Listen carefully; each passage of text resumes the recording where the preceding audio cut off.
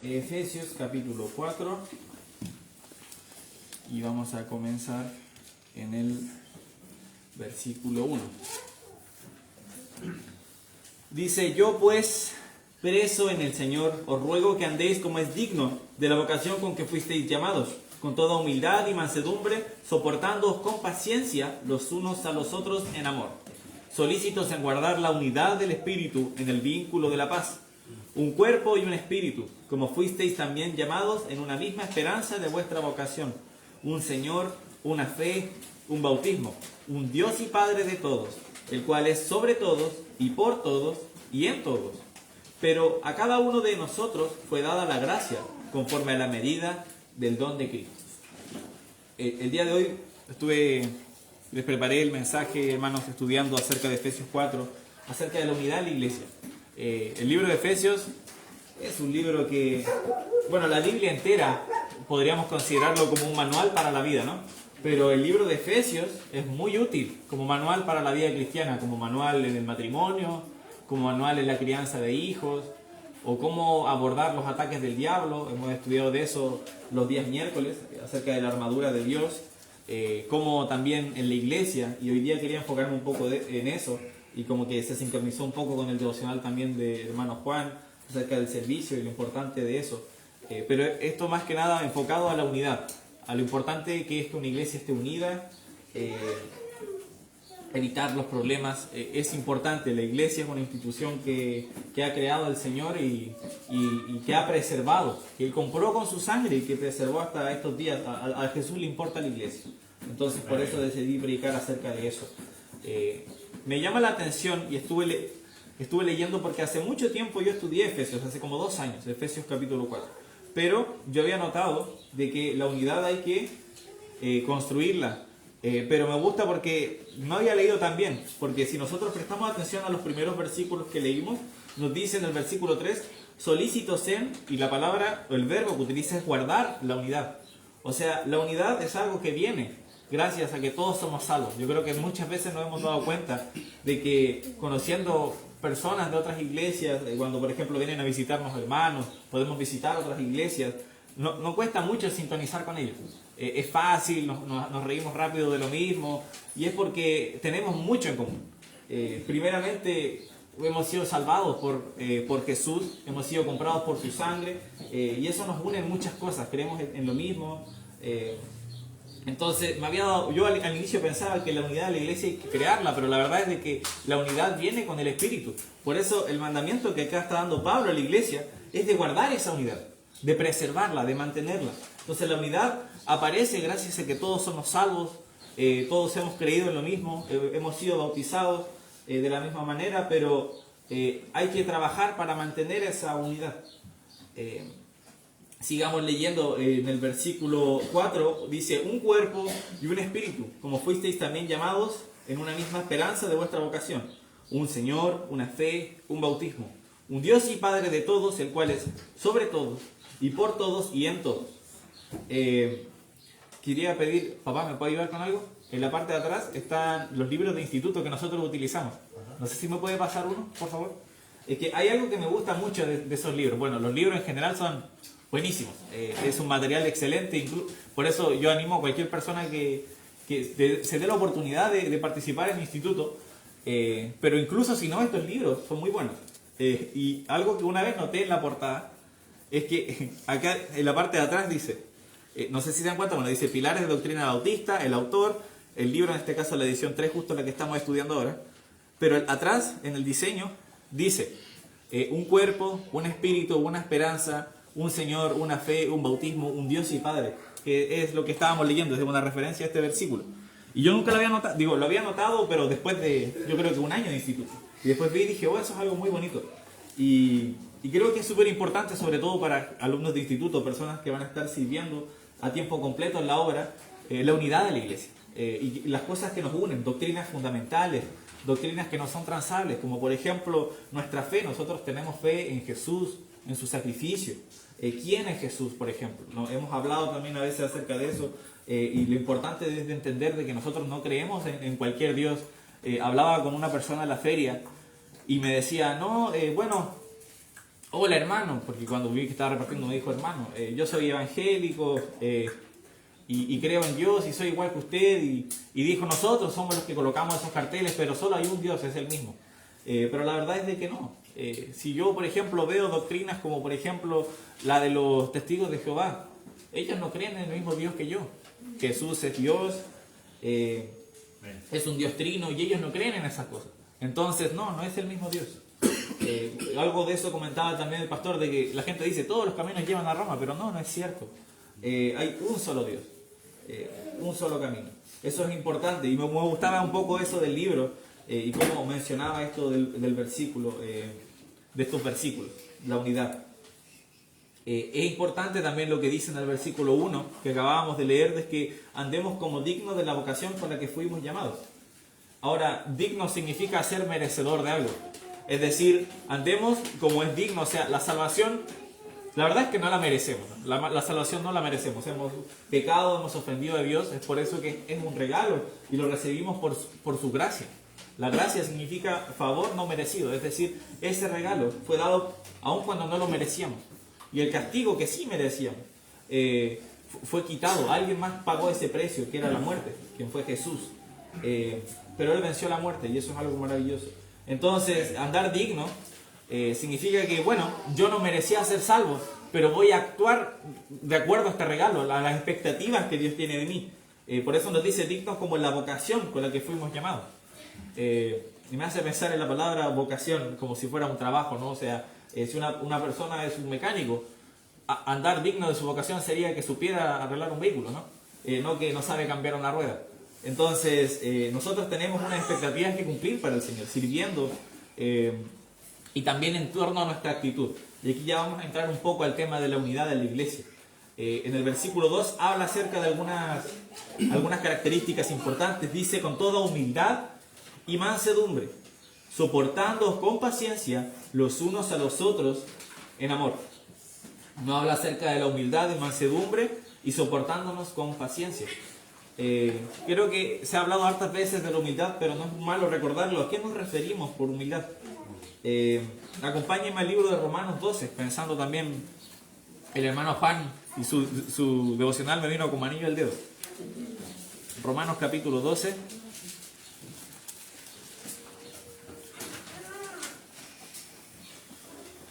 Y el versículo 3 dice, de Romanos 12, versículo 3, digo pues por la gracia que me es dada a cada cual que está entre vosotros, que no tenga más alto concepto de sí que el que debe tener, sino que piense de sí con cordura, conforme a la medida de fe que Dios repartió a cada uno.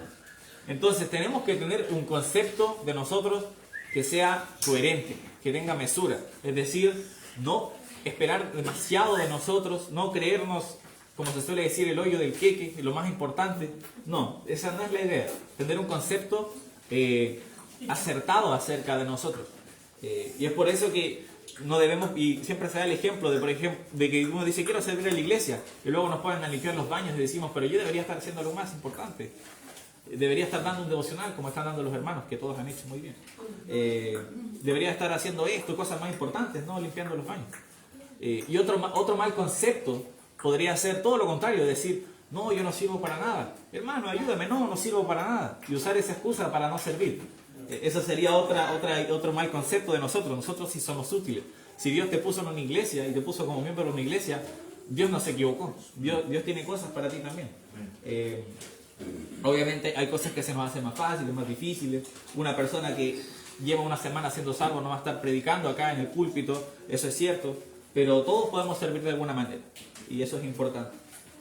Entonces, tener un concepto de nosotros que no sea más alto o diferente al que debemos tener, sino uno de acuerdo a lo que nosotros somos. O por ejemplo en Filipenses 2, capítulo 2, versículo 3 dice, nada hagáis por contienda o por vanagloria, antes bien con humildad, estimando cada uno a los demás como superiores a él mismo.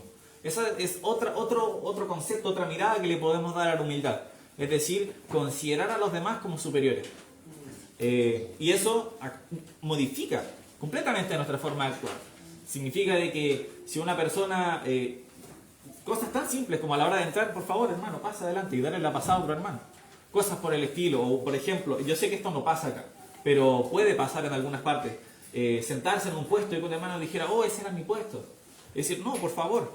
Si vemos que, por ejemplo, ahora que hay bebés en la iglesia, y imaginémonos en un invierno, si está helado y una mamá se quiere sentar con su bebé al lado de la combustión, darle la pasada, estimar a los demás como superiores a uno mismo. Eso es algo importante, ese concepto de humildad. Y el versículo que sigue en Filipenses 2 dice, no mirando cada uno lo suyo propio, sino cada cual también por lo de los otros. Entonces significa priorizar a los demás por encima de uno mismo. Y es algo que la sociedad nos enseña. De hecho, la sociedad y el mundo nos enseña que debemos acaparar todo, conseguir lo más posible, preocúpate de tu éxito. Y eso es lo que hoy en día se promueve, ¿no? El éxito propio. Y no importa cuántas personas tengas que pisotear para conseguir lo que quieres. Pero en la iglesia así no funciona. Lo importante de la iglesia es ser humildes. Y cuando somos humildes, tenemos una congregación de personas humildes, las cosas funcionan. La gente empieza a trabajar porque no se cree mejor o porque no se cree inútil, sino que empieza a trabajar. Es importante eso de la humildad.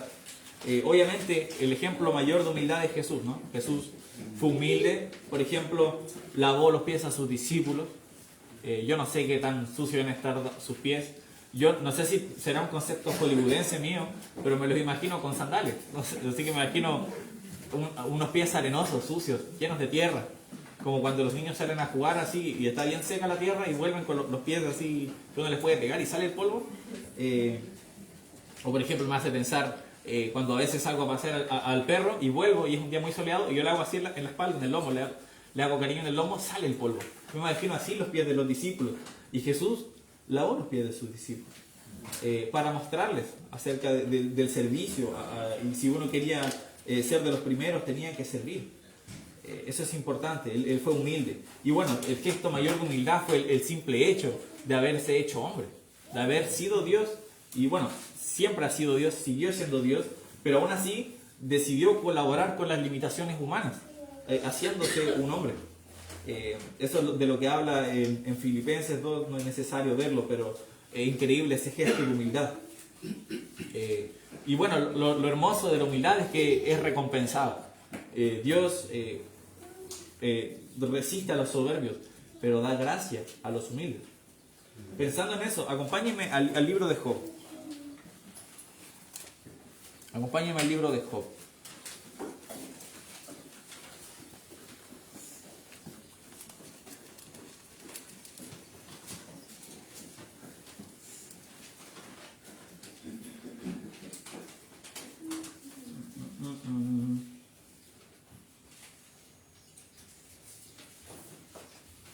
En el versículo 29 del libro de Job. Perdón, capítulo 22, versículo 29. Había dicho el capítulo, me disculpo. Job 22, 29. Dice, cuando fueren abatidos, dirás tú, enaltecimiento habrá, y Dios salvará al humilde de ojos. Él libertará al inocente, por la limpieza de tus manos, este será librado. Me gusta el libro de Job. Aquí en realidad estaba hablando el amigo, pero hubo malos consejos de los amigos, pero la verdad es que dentro de las cosas que decían se pueden encontrar algunas cosas útiles. Y por ejemplo, vemos de que habla de que Dios salvará al humilde de ojos. A Dios le agrada la humildad. A Dios le agrada la humillación, pero no le agrada la soberbia. Todo lo contrario. Por ejemplo, me hace pensar en la respuesta que Adán le da a Dios cuando Dios lo confronta con el pecado. Adán dice, la mujer que tú me diste es una respuesta soberbia. Es devolviéndole la culpa, diciéndole, pero tú me diste esta mujer. No es como, por ejemplo, David, que una vez pecó, y es encarado por el profeta Natán, él se desploma y muestra un arrepentimiento sincero. Dios realmente da gracia a los humildes.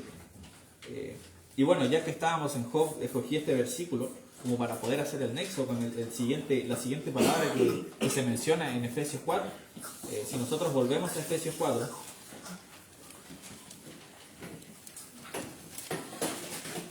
habíamos leído El versículo 2 dice, con toda humildad y mansedumbre, soportándoos con paciencia.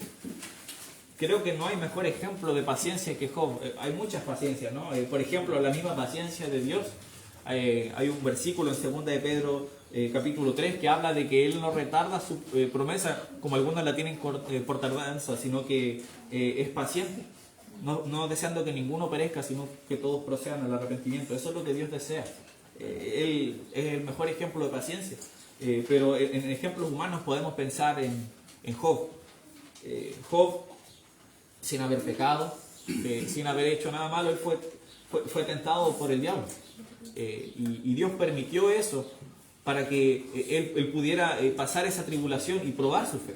Y en ningún momento él aborrece a Dios. En todo ese momento él fue paciente, él tuvo paciencia, soportando. El soportar es algo difícil porque la paciencia es cuando algo es molesto. Entonces en la iglesia, cuando habla de paciencia, de soportarse, es porque va a haber momentos en los que van a haber situaciones que nos molestan. Van a haber personas que hacen cosas que no nos gustan, o que hay comentarios o situaciones que nos disgustan. Y Dios desea que nos soportemos. Ahora, la humildad está muy relacionada porque si yo soy humilde, me voy a dar cuenta y voy a ver las miradas desde el otro punto de vista. Voy a decir, bueno, pero a lo mejor este hermano hizo esto por este motivo, dijo este comentario por tal razón, y no voy a saltar a la defensiva enseguida. La paciencia es algo realmente que también Dios premia. En Proverbios 14, versículo 29 dice, el que tarda en airarse es grande de entendimiento, mas el que es impaciente de espíritu enaltece la necedad. Entonces la impaciencia de no poder controlarse, de reaccionar mal, enaltece la necedad, solo muestra que somos tontos. Pero el que tarda en airarse, el que es paciente, el que soporta, dice que es grande en entendimiento, muestra sabiduría, muestra autocontrol. Había leído una frase de L. Moody que decía, no daría ni un peso por una persona que era una persona que no tiene temperamento, pero no daría ni un centavo por una persona que tiene un mal genio. Quería decir, hay gente que como que no tiene motivación, pero es peor la gente que no se descontrola y hace lo que quiere y no tiene un control de su genio. A eso se refería.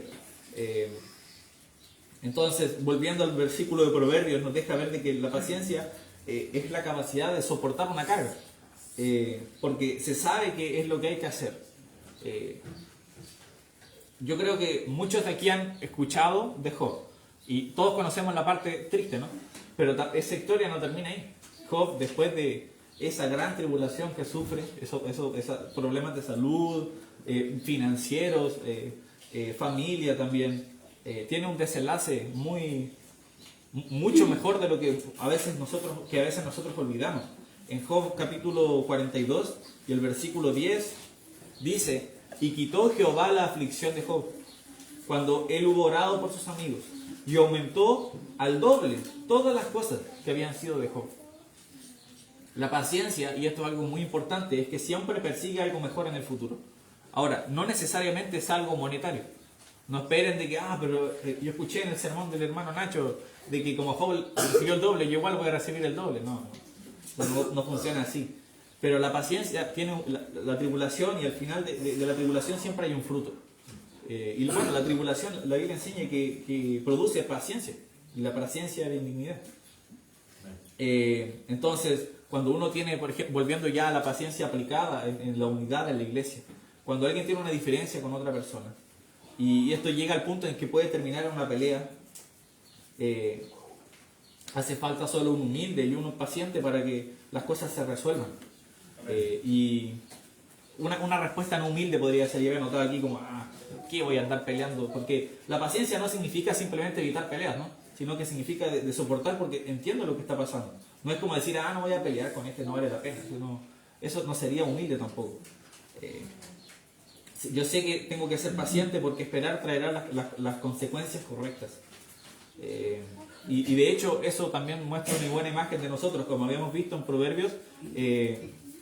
Quiero leerlo textualmente, el versículo de Proverbios 14. Dice que el que tarda en airarse es de grande entendimiento. Entonces, cuando uno no se enoja, cuando uno es paciente con los demás, muestra al mundo le muestra a las personas. Y la gente piensa, oh, yo en su lugar no habría reaccionado de esa manera. Qué maduro de su parte. Le mostramos a las demás personas una madurez. De hecho, pensemos en nuestra misma fe. La fe que nosotros tenemos tiene fundamentos en la paciencia. Porque nosotros esperamos a Jesús, por ejemplo. Nosotros sabemos de que Jesús va a venir. Y nosotros somos pacientes porque Él lo prometió y Él va a cumplir. No sabemos dónde, cuándo. Es muy posible que muramos sin poder ver a Jesús. Pero aún así esperamos porque sabemos de que Él nos faltan sus promesas. Ahora, la paciencia y la humildad es algo que debemos desarrollar, debemos ejercitar, como si fuera un ejercicio, como si fuera una acrobacia, una disciplina, debemos practicarlo. Volvamos a Efesios 4, capítulo 4 y el versículo 8. Dice, por lo cual dice, subiendo lo alto, llevó cautiva la cautividad y dio dones a los hombres.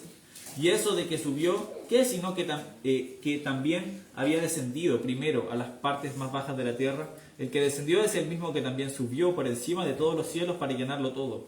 Y él mismo constituyó a unos apóstoles, a otros profetas, a otros evangelistas, a otros pastores y maestros, a fin de perfeccionar a los santos para la obra del ministerio, para la edificación del cuerpo de Cristo. Entonces Dios trabaja en nosotros, Dios nos da dones, Dios nos da capacidades únicas. La Biblia, en el versículo 11 nos dice de que a algunos los constituyó apóstoles.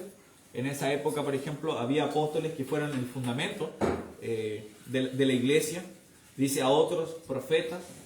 No, yo sé que aquí nadie está viendo el futuro ni nada, pero profetizar es proclamar la palabra de Dios. Y eso lo podemos hacer. Proclamar lo que Dios ha dicho en su palabra. A otros evangelistas, a otros pastores y maestros. ¿Y con qué propósito? Al fin de perfeccionar a los santos para la obra del ministerio, para la edificación del cuerpo de Cristo. Dios nos está perfeccionando constantemente. Ese proceso de santificación que obra en nosotros. Y eso, todo lo que acabamos de leer, lo hizo para perfeccionarnos para la obra. Tenemos un propósito. Otro versículo que habla acerca de este perfeccionamiento es Filipenses 1:6. Dice, estando persuadido de esto, que el que comenzó en vosotros la buena obra, la perfeccionará hasta el día de Jesucristo. Entonces, eso es lo bueno, y es de que Dios desarrolla en nosotros esa paciencia, esa humildad como fruto del Espíritu. Y bueno, sabemos de que Dios no nos salvó por buenas obras, pero nos salvó para buenas obras. Nosotros debemos permitir que el Espíritu Santo siga trabajando en nosotros para que esas cualidades salgan a flote. Por eso que la unidad en la iglesia está tan relacionada con la humildad y con la paciencia, porque a través del fruto del Espíritu nosotros podemos obtener estas cualidades tan importantes. Y bueno, el crecimiento de la iglesia es a través de la palabra. Es por eso que Dios perfeccionó, y si nosotros vemos, habla acerca de profetas que proclamaban la palabra de Dios, pastores, maestros, o sea, hay un énfasis, claro, en la predicación, en la enseñanza. Y es por eso que me alegra ver a tantas personas hoy, y me alegra también en la mañana ver los cultos llenos, y es porque el crecimiento que nosotros recibimos es a través de la predicación de la palabra, y obviamente eso no es todo. Nosotros no deberíamos escuchar la Biblia solo los domingos y los miércoles, deberíamos leerla todos los días. Pero Dios estableció este sistema de pastores, Dios estableció el sistema de las iglesias para que la iglesia, los miembros pudieran enriquecerse, pudieran crecer. Ese es el método de crecimiento que Dios estableció. Otra cosa que Dios estableció es la oración, y es algo maravilloso. Cuando estábamos en Puerta Aysena hablábamos de eso, de a qué nos referimos con tener una buena relación con Dios. Y bueno, las relaciones se basan en la comunicación, en escuchar, o sea, lo que acabamos de decir, la palabra, pero también en hablar, en comunicar. Y eso es la oración. Yo creo que han escuchado esta frase varias veces, pero Charles Spurgeon dijo que la oración debe ser la llave del día y el cerrojo de la noche. O para los que son buenos para comer, si fuera un sándwich, los panes es la oración. Ahí le gustó más.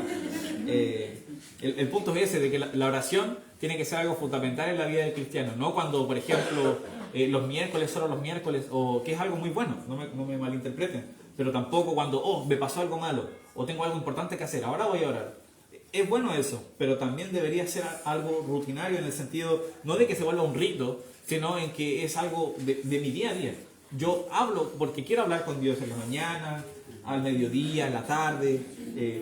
Obviamente, repito, no que se vuelva una repetición vana, como que a la hora del almuerzo digo, ya, vamos a dar gracias por los alimentos, Padre, gracias por los alimentos que nos dan bien nuestros cuerpos, por las manos que lo prepararon en nombre de nuestro Señor Jesús, amén. Como que ni pensé lo que dije, sino que lo hago porque siempre lo he hecho. Pero porque realmente estamos agradecidos, Dios, gracias por los alimentos que tengo en la mesa, Señor. Tú has provisto en este tiempo que ha sido tan complicado y te estamos agradecidos. Es importante que no sea algo porque lo hacen todos, porque hay que dar las gracias porque siempre se ha hecho, sino porque queremos comunicarnos con Él. Importante la oración. Acompáñenme a Primera de Tesalonicenses, capítulo 5.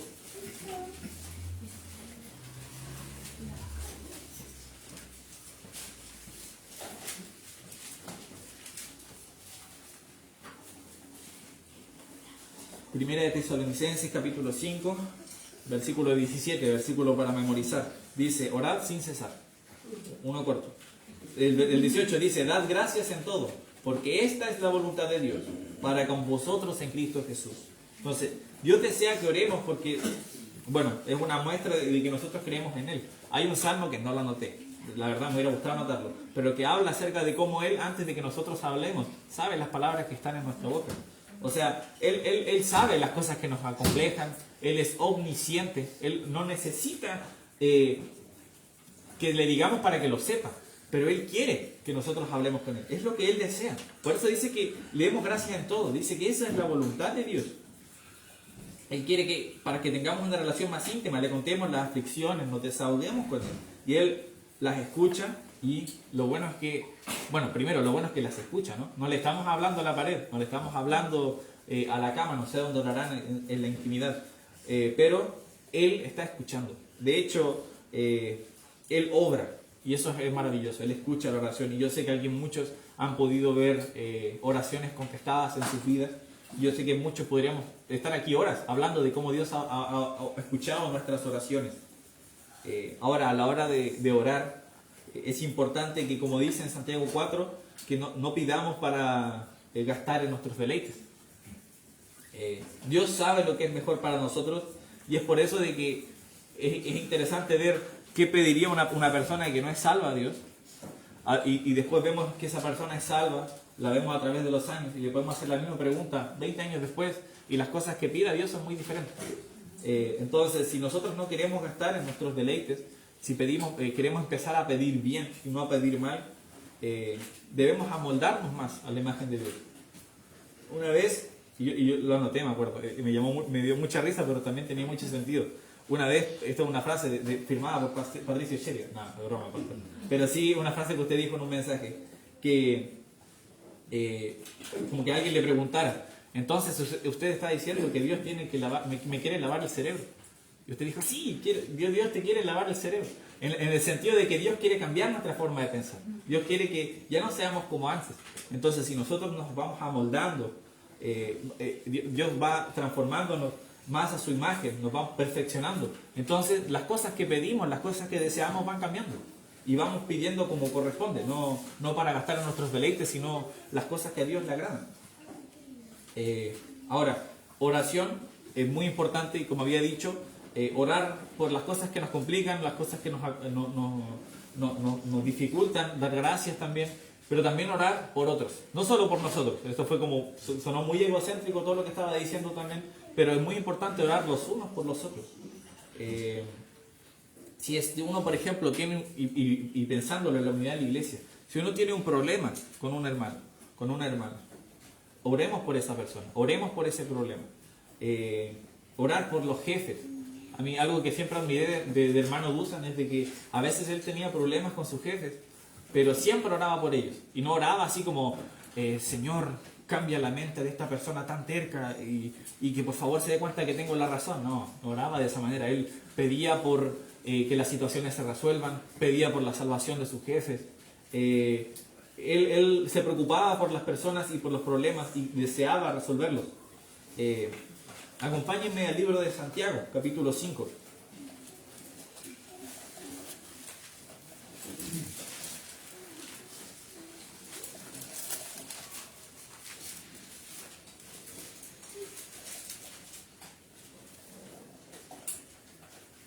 Santiago capítulo 5, versículo 13. ¿Está alguno entre vosotros afligido? Haga oración. ¿Está alguno alegre? Cante alabanzas. ¿Está alguno enfermo entre vosotros? Llame a los ancianos de la iglesia y oren por él, ungiéndole con aceite en el nombre del Señor. Y la oración de fe salvará al enfermo, y el Señor lo levantará, y si hubiere cometido pecados, le serán perdonados. Confesaos vuestras ofensas unos a otros, y orad unos por otros, para que seáis sanados. La oración eficaz del justo puede mucho. Entonces, nuevamente, cuando dice confesar nuestras ofensas, los unos a los otros, dice unos a otros, y orad unos por otros, para que seáis sanados. Qué importante es cuando, por ejemplo, tenemos gente enferma, orar por esas personas. Y ha sido maravilloso cuando hemos visto personas en nuestra congregación que han pasado momentos difíciles de salud y oramos, y Dios obra de maneras milagrosas. Ahora, no hay que ser como estas iglesias que tienes que dar tanto dinero para que te sanes, y si no te sanaste es porque no tuviste fe. Dios obra de maneras que muchas veces nosotros no entendemos, pero la oración del justo puede mucho más, y es por eso que en momentos difíciles, en momentos de problemas, debemos orar los unos por los otros. Es importante eso para mantener una buena unidad en la iglesia. Acompáñenme nuevamente a Efesios capítulo 4. Efesios capítulo 4.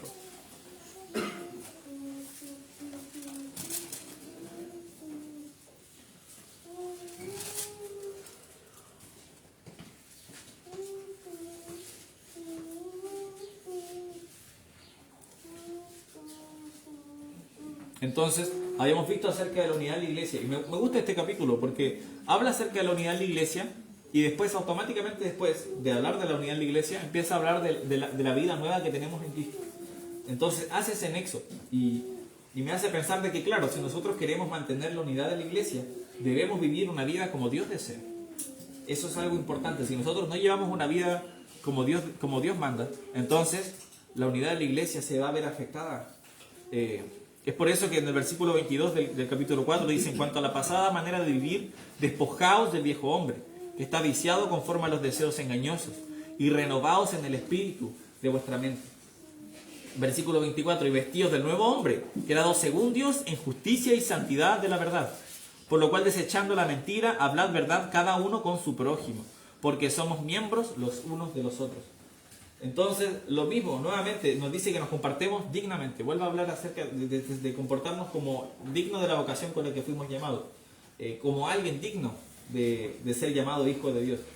Y si aparece más de una vez es porque debemos prestar atención. La verdad es que la palabra de Dios nunca exagera. Nunca dice algo demasiado.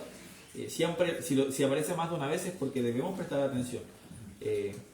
De hecho, a mí algo que siempre me ha llamado la atención, hay un versículo de una de las oraciones de Jesús, y de las cosas que dijo a sus discípulos. Está en Mateo capítulo 26 y el versículo 41.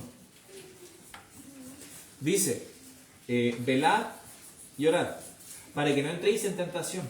El espíritu, la verdad, está dispuesto, pero la carne es débil. Si nosotros queremos estar de acuerdo a la nueva manera de vivir, debemos estar velando y orando, estando despiertos, estando atentos y en oración, porque es difícil. Si el mismo Jesús, yo a veces realmente me sorprendo y me reto a mí mismo, porque cuánto oraba Jesús y cuánto oro yo, y lo comparo y nunca llego. Jesús oraba mucho, Jesús oraba por noches enteras, y nosotros oramos 5 minutos antes de comer. Y Jesús era Dios, Jesús no pecó, y nosotros pecamos tanto. Deberíamos estar orando mucho más.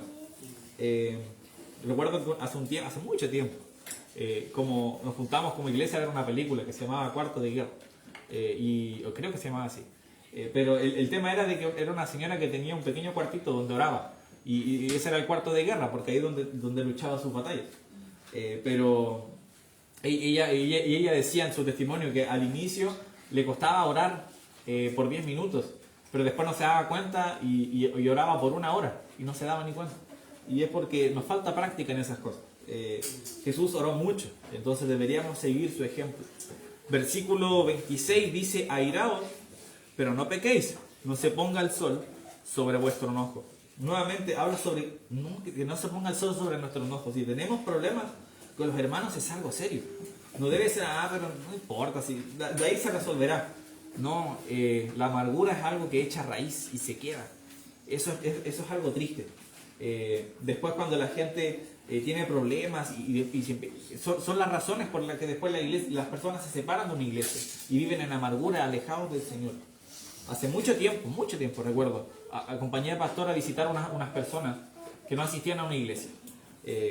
Y cuando llegamos empezaron a decir, no, es que esta persona hizo tal cosa, esta persona hizo esta otra cosa, y empezaron a hablar de muchas personas y de muchas situaciones. Y recuerdo que el pastor solo les habló acerca de la amargura, de resolver las cosas y de lo dañina que era la amargura. Y me acuerdo que cuando salimos y nos subimos al auto, me dijo, Nacho, yo vine a esta casa como hace un año atrás, y adivina de qué hablamos, de la amargura. ¿Y de qué me hablaron ellos? De las mismas cosas que hablaron hoy.